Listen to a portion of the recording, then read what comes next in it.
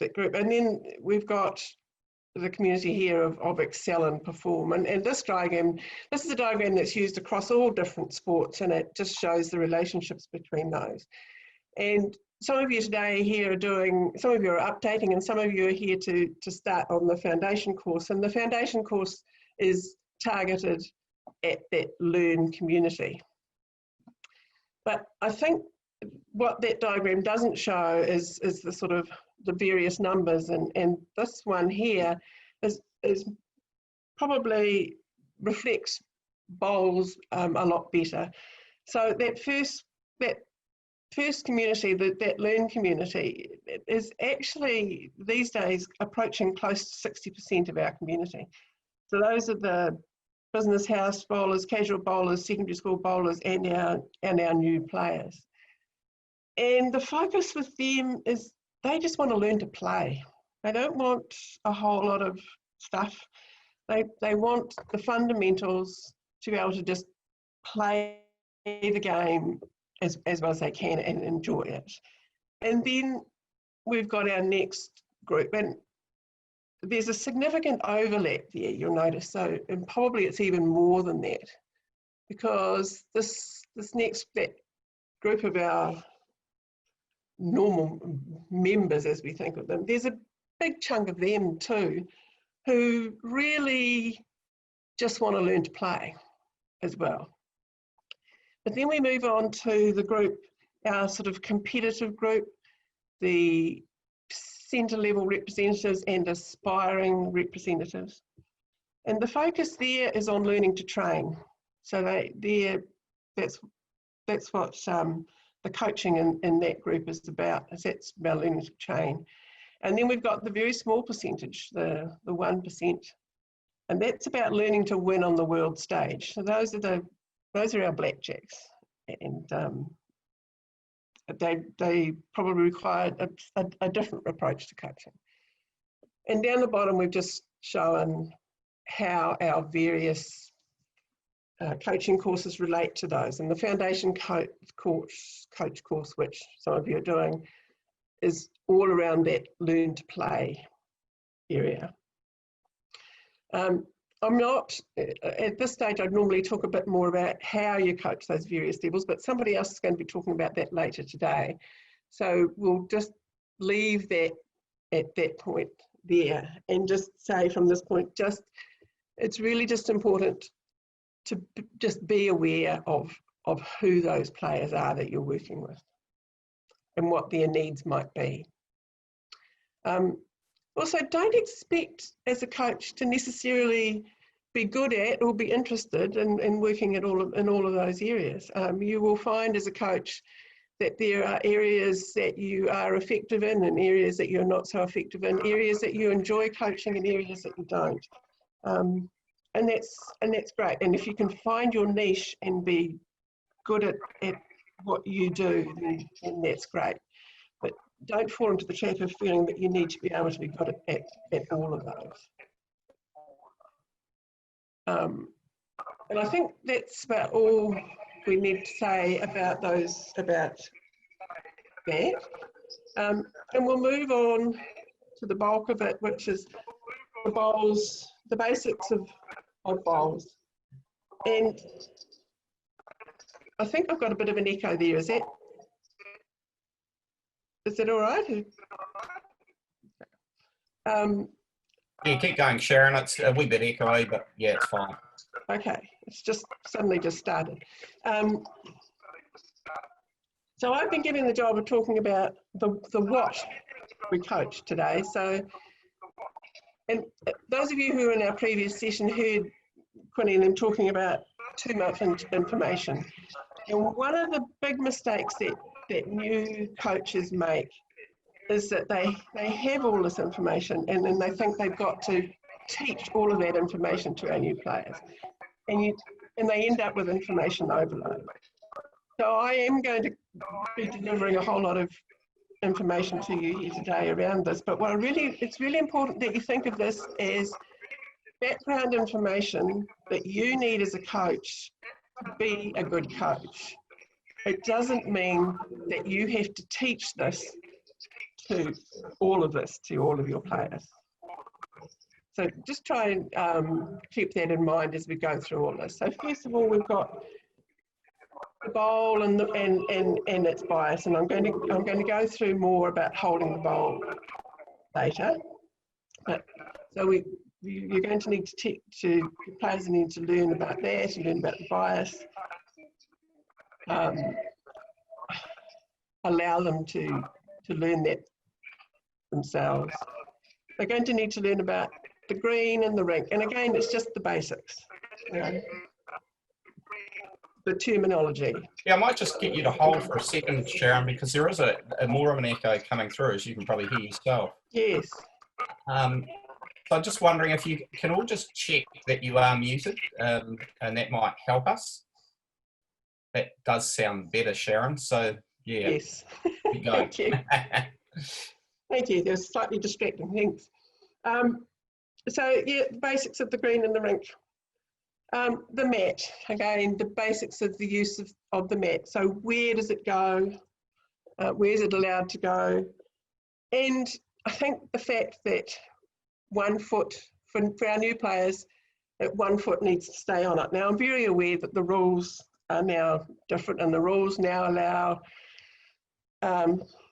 us to start with only part of the foot on the mat. But from a coaching perspective, I think it's important that we stick with 1 foot stays on the mat. If they don't learn that skill in the beginning, they're actually limiting themselves what they can do later. So certainly when I'm working with new players, you know, I show them where the mat goes. I let them ask me, you know, how far, where it can go. We do that as we go along. And about the only thing I tell them about the mat is that 1 foot needs to stay on it. And the jack. And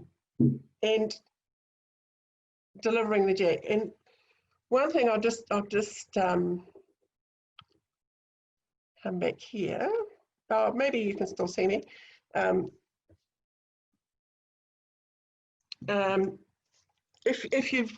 If you find a player that's having trouble delivering the jack or delivering it straight, a little trick is to get them to hold it like so, with thumb and middle finger opposite, and then deliver it always keeping the thumb up and pointing down the line.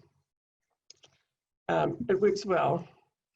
Also really important for us as coaches to always talk about delivering the jack. Let's not talk about throwing the jack. If we as coaches always talk about delivering it, that helps. So the 5 components of delivery. First of all, a pre-shot routine, and those of you who were in the first session would have heard people talk about that. The important thing about a pre-shot routine is not that mine is exactly the same as Evan's or Joe's is the same as Shannon's.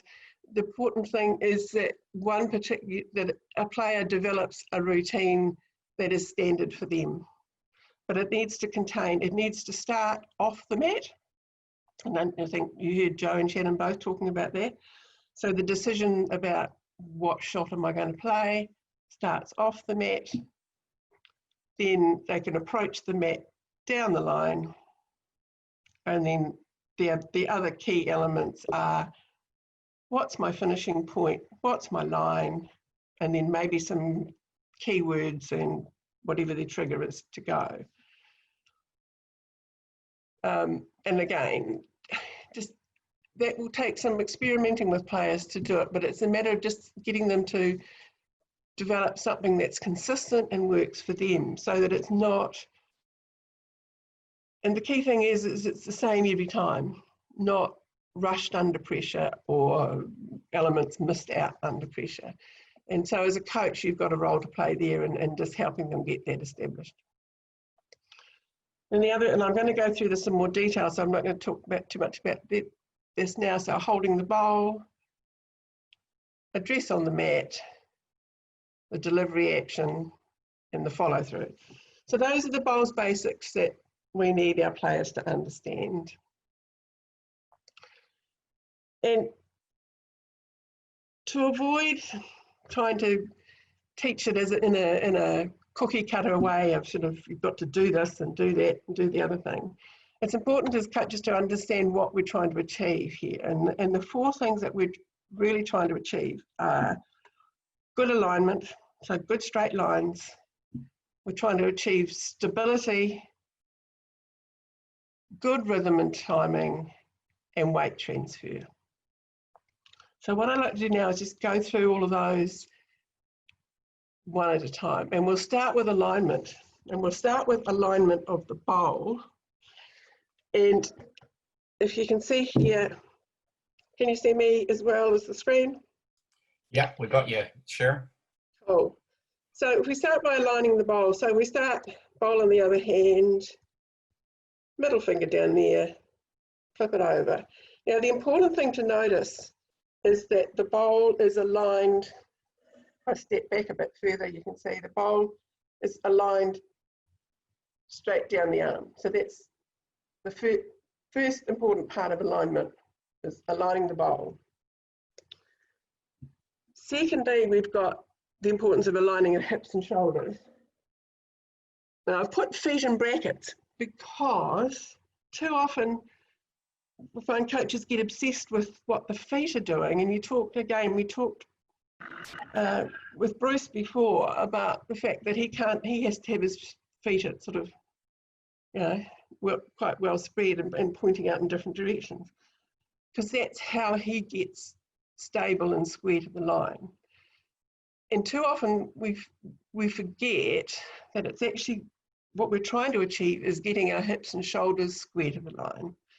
And we need to get our feet in whatever position we need to do to achieve that. And then of course we've got alignment of the step and the alignment of the swing. So if we look at this is the classic diagram out of the coaching manual.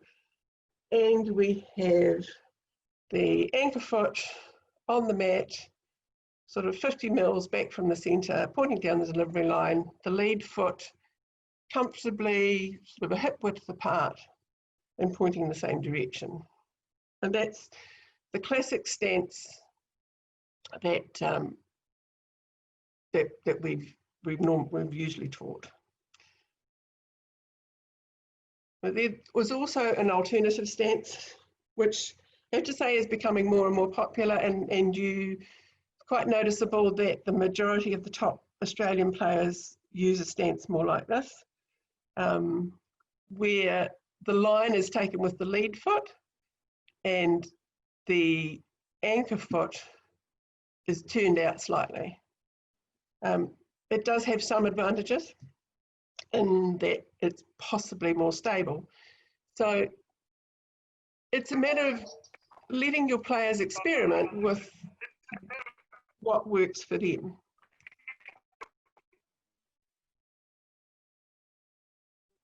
And as I say, come back to hips and shoulders. So on the left there, we've got a diagram that shows what we're looking for. So we've got the hips and the shoulders square to the delivery line, both square. This is something that we commonly see. It's not good alignment. So we've got playing line and hips and shoulders turned in towards the center line, and that's quite a common fault that we see. And then there's also this version where the feet and the hips are square, but the shoulders are rotating in towards the center line. And that frequently happens during the delivery. So so this here is what we're trying to achieve. So hips and shoulders square to the delivery line. And then if we move on to the address position, talked about stability and the step, and we'll come back to this. So in terms of being stable, we've got hip width apart, and in this picture here we've got someone in the upright position, and here semi-upright. Important to notice that hard to see here, but hip width apart, comfortable, weight evenly balanced on both feet. And at the last minute, the weight on the balls of the feet. For a long time, we coached that the weight should be on the balls of the feet, and that's correct.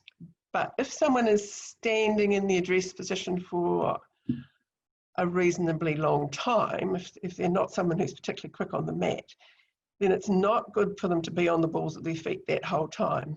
That's a real strain on the calf muscles. So transferring that weight onto the balls of the feet is something that needs to happen just prior to delivery. The other thing to notice here is if people are in this upright position, then it's important that the first movement is to actually get the shoulders forward more into that semi-upright position. And that's particularly important with female players. I can tell you a bit of a story. I was running a coaching session with coaching some coaches. And there were these two male coaches working with a young female player who was the sort of classic pear shape. And so they were doing what we sort of sometimes do as coaches, and standing behind the player and saying, well, I should be able to see the bowl throughout the whole delivery. And they couldn't. So they were working with her and they were getting her to hold the bowl out. And I watched this for a bit. Then I went over to them and I said to the guys, I said, okay, guys, pick up the bowl. I said, now, I'll just stand back, you can see it now. I said, I want you to move it out here, now try and swing it. And I did it. I said, how's that feel? And it's like, not very good. I said, well, that's what you were trying to get that young player to do. So they realised that if she got her shoulders forward early in the movement, then she was swinging clear of her hips. So that's why this shoulders forward early is particularly important for females. So nice and stable. Then we've got the step out. So the step out down the line. And again, I've got a diagram here of some unstable steps.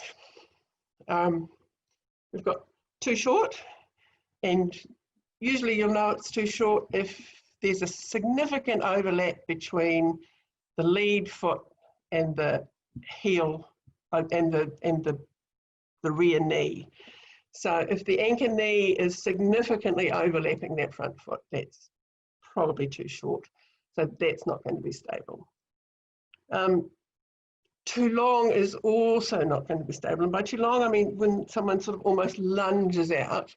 And what tends to happen is that their head goes with it. Their head goes out, their hips come up, and that's not at all stable. And then we've also got the potential to be too narrow when they're stepping and both feet are absolutely in line. Again, not stable.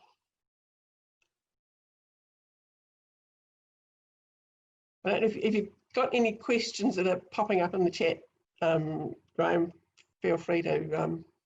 Yeah, nothing yet. I'll just make you the co-host, Sharon. So yeah, you'll get any come through at the same time. Okay. So yeah. Cool. Thank you. So that's pretty much stability, what we're looking at in terms of stability. And then we come to rhythm and timing. And we'll start with the pendulum swing.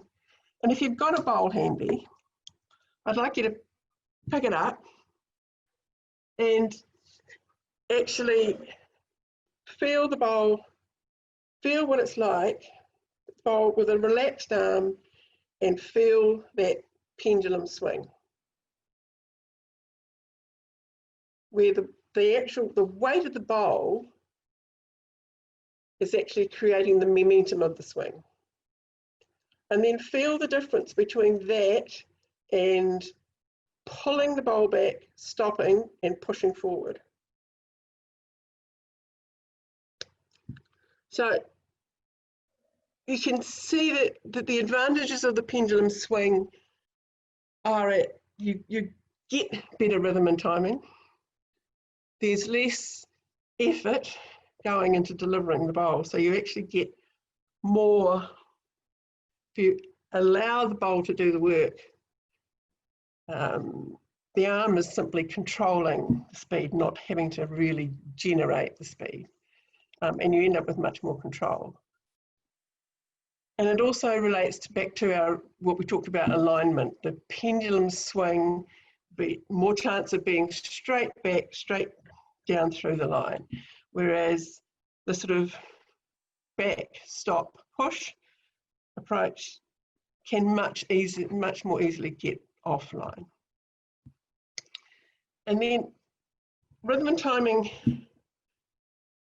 it's not as easy to coach as the other things. And often you're looking for when it's not right. But there are some key timing points that you can really look at. And the first two are actually quite hard to see often with the naked eye. Apologies, my husband's going to get that phone in a second. Here we go.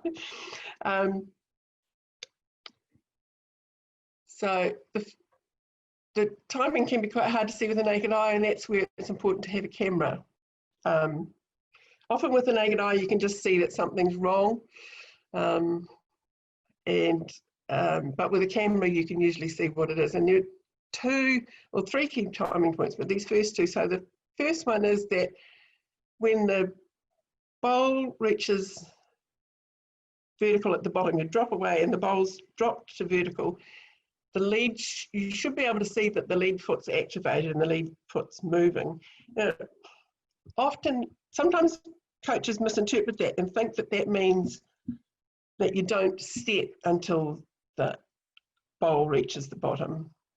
But if you do that, that will mean it's actually too late, because to actually see the foot moving by then, it's really actually a more of a simultaneous action.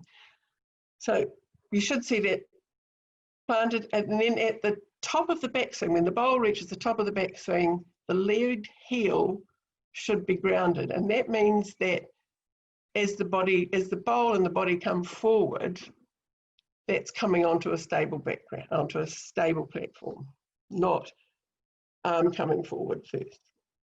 And then finally the release point, and we'll talk about that a bit more. But this next one, I've got a little video, and as I said before, it's pretty hard often to see with the naked eye. And this is an example. I was watching young Seamus play and thought, something's not right. This is not his timing looks off. But with the naked eye, it was really hard to see what was going on. So I took some video, and this video that I've got here, as I say, it's just taken with my phone from the stands. So it's not great quality, but I'll show you here in slow motion. I'll show it a couple of times, and hopefully you'll see what's not.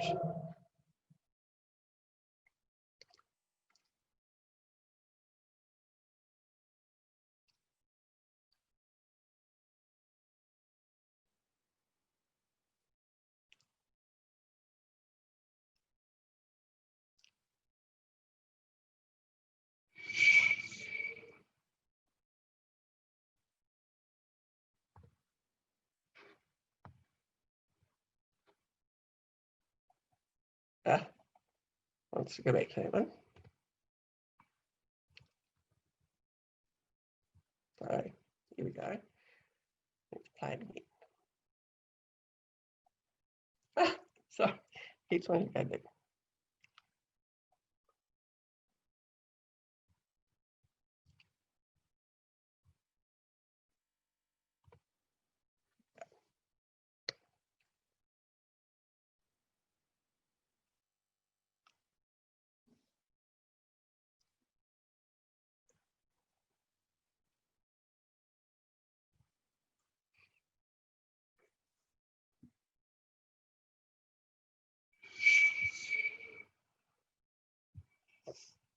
So hopefully, I think what you might have noticed there is that that first timing point was out.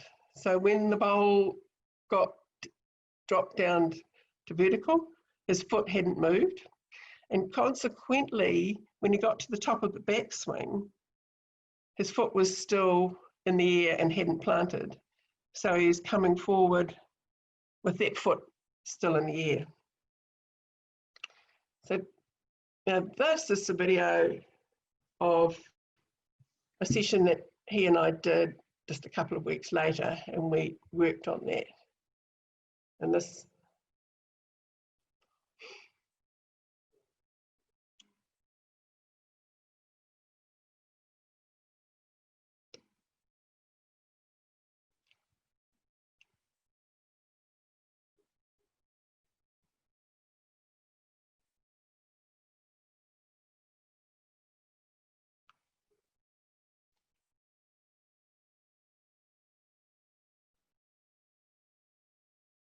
You notice a difference, Sharon, and probably appropriate. I've got a question here. I don't know whether you can see it or not, but it's from Steve, and he's just saying, hi, Sharon, as a coach of new bowlers, particularly older bowlers, do we keep encouraging them to follow the New Zealand way or let them find their own stance where they are most comfortable? yeah, I think it comes back to what I was saying before. It's about how can that particular person achieve those fundamentals? How can they be as stable as they can be? How can they get aligned as well as they can be? You know, remembering that how we want them square to the line so that the movement's as normal and as natural as possible. So rather than get hung up on the New Zealand way of doing it exactly this, this, this, and this, it's about keeping those principles in mind and going, how can I get this person with these particular attributes, how can I get them to achieve this best? Does that help? Yeah, that's probably how I would have summed it up too, Sharon, and I see Evan nodding his head there, so yeah, thank you. So if we come back to this, and what I did, again, the power of using video, again, what had happened was Seamus had been playing in Australia and he tried to sort of modify his own delivery to sort of cope with the slower surfaces. And he'd sort of, that's why he started holding his step back. And then so I was able to just show him the video and he could see that he was not stable. We went out, we worked on this. And when we did this session, and it was then just a matter of showing him that video and he could just see the difference. You know, didn't have to be a lot of talking going on. There was just me in the video and telling him to just step earlier, and I told him at this point to just try and exaggerate it, and show him the video, and he just sat and just went, wow. And he could see and feel the difference. And what I've got here is just a couple of screenshots of those critical timing points. So this one here is that first timing point, and now you can see that the bowl's dropped down to vertical, and you can see that the lead heel has started to leave the mat, so he's starting to step. And here he's at the top of the backswing and the heel's planted. Yep.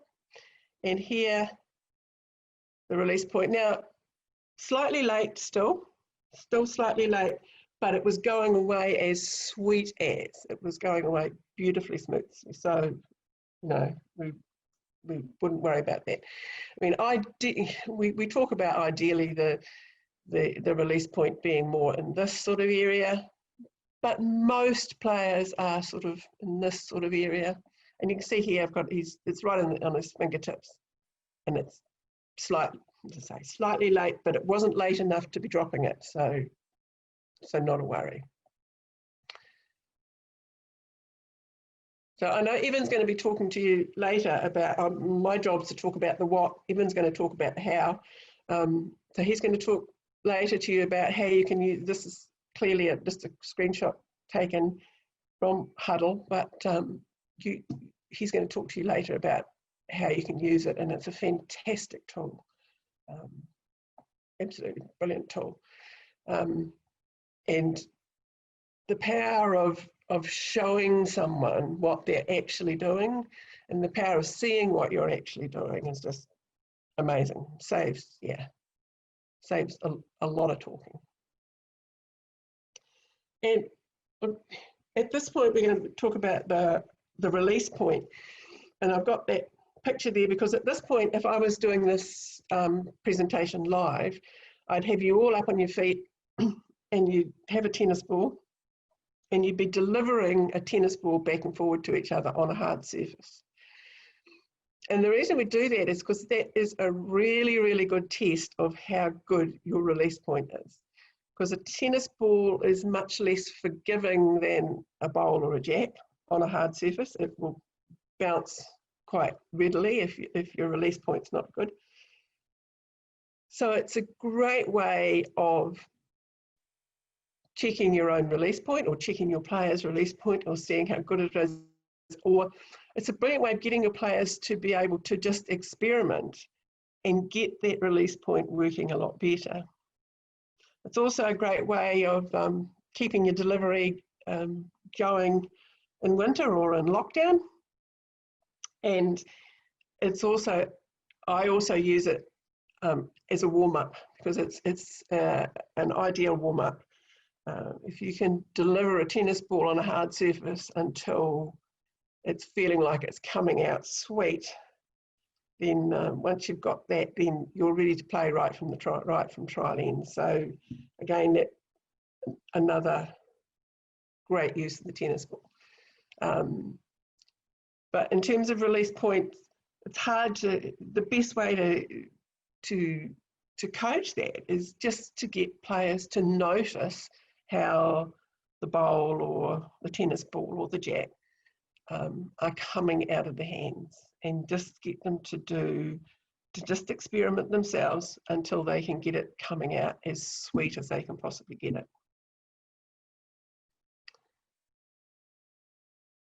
And then finally, we've got weight transfer, and I've just chosen this screenshot of Andrew Kelly, affectionately known for most of us as Potter. And I've got this because I don't think there's a better example around of really good weight transfer. And you'll notice here, the weight is well over the front foot. So we talk about wanting at least 90% of the body weight over the front foot. You can see that his body weight's well out over the front foot. This leg is slightly ahead of vertical, so and that's pretty much parallel to the ground. So you won't see a better example of weight transfer than that. Also note here, a nice follow through. Down the line, palm facing upwards, head stable, looking down the line. He holds his left arm unusually high. That's him. But the good thing about that is there's no leaning on this leg and no propping. And the other thing with weight transfer is not just a matter of transferring it, but where a lot of players struggle is the timing of the weight transfer. And very often you see that weight transfer happening either ahead of the bowl or after the bowl's gone.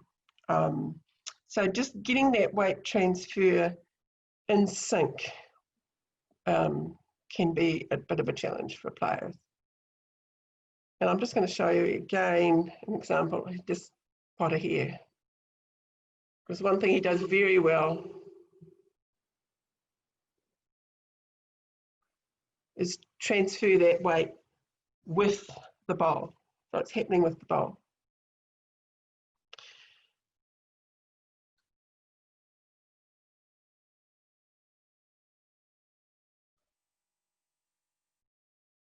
Cool.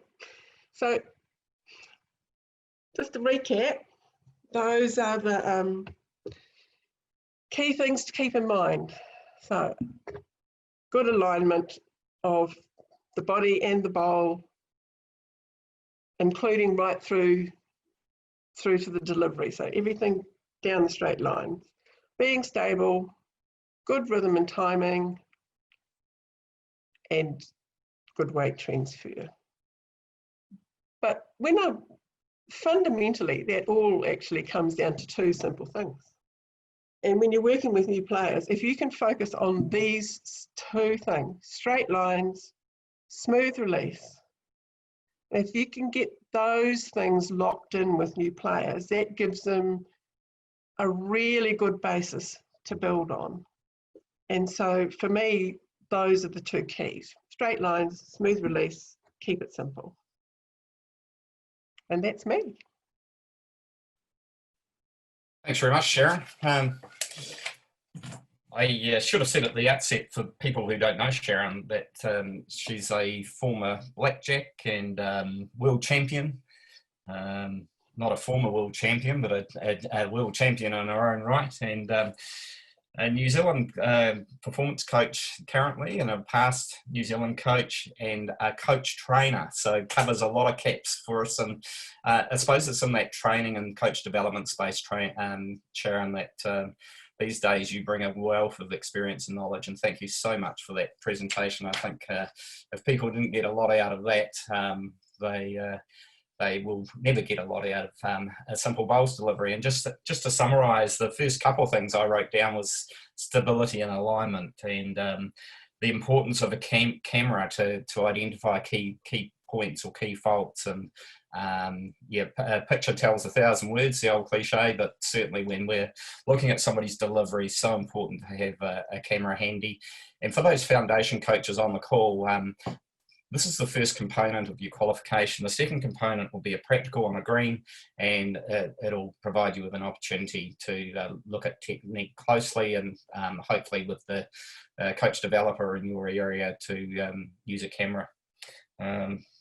Rhythm, timing, weight transfer, but the importance of straight lines and the smooth release. And I loved your photos of Potter, Sharon and Seamus. They epitomise what our young bowlers can do. They're so flexible. They're just fantastic to see that on screen. So I'm sure everyone else would have got the same out of it as me. So thank you, Sharon.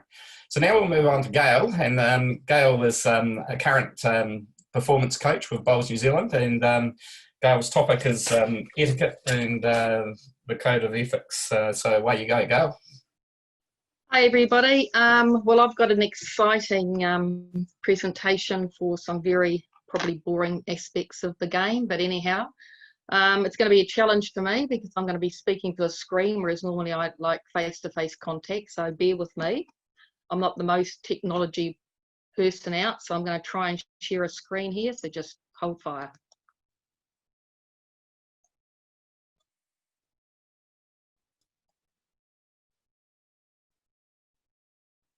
Yep, that's fine. Gail, we've got you. Okay.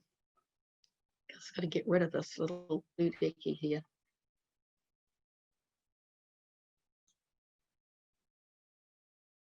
Okay. My presentation is about the objectives of lawn bowls and an insight into laws of the game, ethics and etiquette. We'll start off first with the laws, the name, some laws of the sport of bowls. I've only got a few here because otherwise we'll be here for a month going through them all. And actually my rule book is in a container at the moment. So if you ask me a whole lot of questions about lawn bowls, I'll have to get back to you. Okay, these here are a few that we've picked out. The first one is the jack length. Quite interesting about that little story. When we go to Australia with the Blackjacks, a lot of the Australians play at 21 metre lengths, not the 23.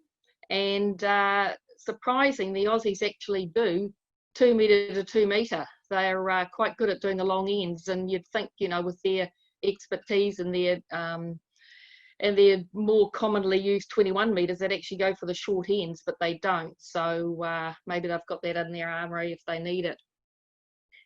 Moving on. We look at foot faulting, as Sharon alluded. It's about a partial foot on the mat at point of delivery. There's a lot of people that complain to the umpires about other people having foot faults, but in actual fact, it isn't. You don't have to have a whole foot on there. And it is actually uncomfortable when you've only got a half a foot on there, I find, because it's just that little bit of a depth happening there. The one below, movement of bowls and jack. This can be really tricky in some situations when so they're getting measured, the head's getting measured and somebody moves the jack, and then the opposing team can actually put it back to where it is. Some people have a little bit more of a gain towards their bowl. So one point I'd suggest is that you always carry some chops around with you. So then if you actually do have it secure, then there's no questions asked by anybody. Moving on. Okay. I think these are quite cute, these two little pictures we've got here about going on to other people's rink and replaying a dead end. A lot of people get this wrong as well. You know, it actually gets played from the same end unless both the skips agree to play it in the opposite direction. Leaving the green. I've actually got a bit of a story to tell here. I was at a PBA tournament in Pukekohe indoors, and the acoustics here isn't that great, and everybody was talking and yelling and screaming out instructions from one end to the other because it is a 40-metre green there. And one of the players, a very experienced player, actually started to get a bit frustrated, so he left the green thinking it was all in his right because he couldn't concentrate. In actual fact, he was reminded as he sat down to a cup of coffee that he only had 10 minutes. And he wasn't very happy about that, but he was going to forfeit the game. He didn't get his butt back onto the rink. So that is a very important point, that you only have 10 minutes if you want to leave the green. That finishes our laws of the game. The book, a rule book, can actually be purchased from Bowls New Zealand for $25. Either call them or email them and let them supply you with a rule book. The next section we're going to do is ethics. What are a few of our code of ethics? I'm going to go through them one by one. I'm just going to flip through them here. Competence, integrity, professional responsibility, respect for participants, players' welfare, responsible coaching, and last of all, drug-free sport. In the competence section I've got here, I'm going to go left around the top there, just going to talk about each little aspect here. As a coach, experience.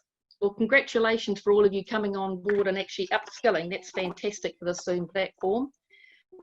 I always think that as a coach, it's really interesting to watch other coaches coach their teams. Doesn't matter what sport it is, you can actually learn a lot from that. You know, see the way they relate to their other players and all that sort of thing. I think that's a really good aspect, is if you can actually go to different codes and see what they're doing. You know, it's always a learning tool, that's for sure. Planning. It was interesting listening to Shannon and Joe about training sessions, etc. I think the coaching sessions needs to get the best results. Putting players under pressure breaks the comfort of training. That was quite evident what they were talking about actually just doing the boring things well. So that was something I learnt today. Consultation. Words may inspire, only actions will make change. So I think it's really important that you talk to your players and consult with them. Service the request, discuss their needs for a training session. If you go out and find when you're watching their games that they're struggling with their line or their weight, etc., focus your drills on those sort of things so they can actually get to see perhaps what they were doing wrong. Sometimes they don't see because I've got blinkers on and they don't want to look in the mirror, but as a coach we need to work through that. The teamwork aspect is very important. I actually coach the Bay of Plenty rep teams down here, the men and the women, and Prem 1, Prem 2 with Lance Tasker. And we've found we actually have a one team focus down here. So all our women and men play and train together. And I think that's fantastic for the centre, and it's been very successful so far. Equality.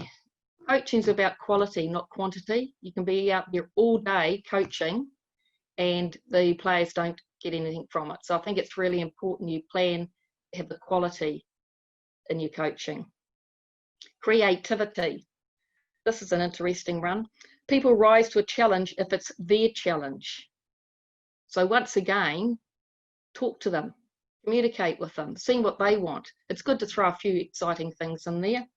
I've actually, the next one, solution. If you can't think of a solution to a problem, ask another coach. I have with Sharon and Pete around, I always sucking all their brains out, trying to work out what's best and what I can learn from them. But also Graham Rees with his coaching. I learn a lot from what he does down in the Canterbury region. So yeah, moving on to integrity. Integrity is choosing your thoughts and actions based on values rather than personal gain. I think that's quite a good cliche, really. Integrity and transparency in the online coaching world. You'll find now, especially this is coming into fray with the COVID-19, a lot of coaches are actually going globally. Some of our blackjacks live in Australia, so we have to look at online coaching. So we use the Zoom mode of the platform, and also we do the huddle footage, which Evan will be going through in detail, which I think is a really important tool for every coach to have in this day and age. I think it's hard to coach online, but hey, it's the sign of the world at the moment. We've just got to go down that track. Professional responsibility. You must expect great things of yourself before you can do them. So I think that's a cliche by Michael Jordan. You know, your behaviour towards players and coaches and selectors and admin staff, it's got to be professional. You're actually doing a job out there. We can have the fun, excuse me, the fun aspect of it, but we are there as a professional coach. Not that we get paid, but hey, you know, we can still be professional our way. And look after your players, consider their well-being. You know, they have a lot of things going on in their lives, and bowls is just one very small part. So I think it's really important we understand the player and work with them. They've got to have a balanced life. It's not all about bowls. As a coach, I think it's really important we look at the players as well. Respect for participants. Lack of boundaries invites lack of respect. That's just like being a parent, isn't it? When you don't have boundaries for kids, they just go off the rails really, really quickly. And one of the most sincere forms of respect is actually listening to what another person has to say. As coaches, and the way people coach now, you listen and you get them to talk to you. You don't sit there and tell them what to do and how it's going to work, because you'll just get the play just switching off, and you get that look on their eyes that say, what the hell, you know, how long is this going to go on for type thing. So it's important that we respect them and they will respect you. Players' welfare. Your coaching style might not fit certain players. And I think this is alluded before in an earlier session. We've all got different personalities, and we all actually coach in a different format, in a different way. One size doesn't fit all. And I know with my experience with Joe, you know, we keep things really simple. The old KISS regime, keep it simple, stupid. I think it's important. We just don't push our players. We actually think about them as well. I thought these two photos here were just amazing. If you actually look at their facial expressions, the young guy there that's telling his kids, look at how his face is lightening up, and you know, all the kids of, you know, having kids at attention like that for so long is incredible. But I think the one to the right here, this netball coach, I think this typifies talking to your players. She's actually crouched down and she's talking with eye contact. She's not talking down to the players. So that to me says something about that particular coach. Responsible coaching. You are 100% responsible for your behaviour and attitude. So I think that's a real important factor, especially when you're looking at, a lot of coaches nowadays have to select as well, and I've got to wear both hats because of the size of their region or whatever. And, you know, it's a huge responsibility in picking a rep team or an inter-club team or even club teams. So be objective in selections. Don't use personality to come into it. Drug-free sport in New Zealand. Yeah, this is really quite interesting nowadays. I'm going to tell you a little story what happened in the Com Games. Brucey, I hope you don't kill me for this one, but it's about Brucey. He was playing in the Com Games and obviously he was really hitting his straps, and the WADA, which is a World Anti-Doping Agency, must have spied him across the green, and they went up to him and said, "Come on, Brucey, you've got to come and give us a sample." So the sample is a urine sample. So the manager, I'm not sure, I think it could have been Koshik, went with them, and they tried every mode to get Brucey to pee. Well, this took quite some time. In fact, the bus left with all the other athletes and coaches back to the village, and Koshik was still sitting there with Brucey trying to pee. So finally they arrived back in a taxi with a very frustrated manager, and you know, how hard is pee? Obviously it takes 3 hours, so sorry Brucey. And also during the Com Games, we are talking about drugs now, we had one of our players got injured, and I remember there's a lot of discussion by the medical staff with our Com Games about what type of pain relief she could have, which was within the WADA rules. So, you know, sometimes these things are quite serious, and I know that sometimes in our national tournaments we have the drug-free aspect come up.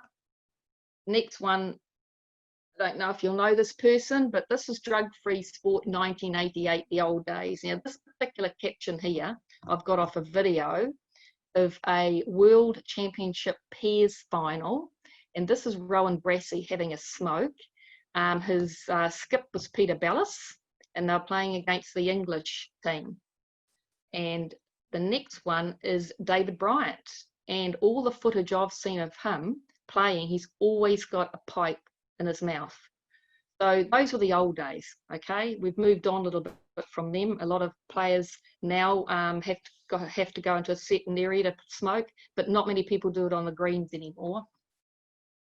And here's Eric Murray. He typifies drug-free sport in the new ways. You've just got to make good decisions. That's basically it. Good decisions.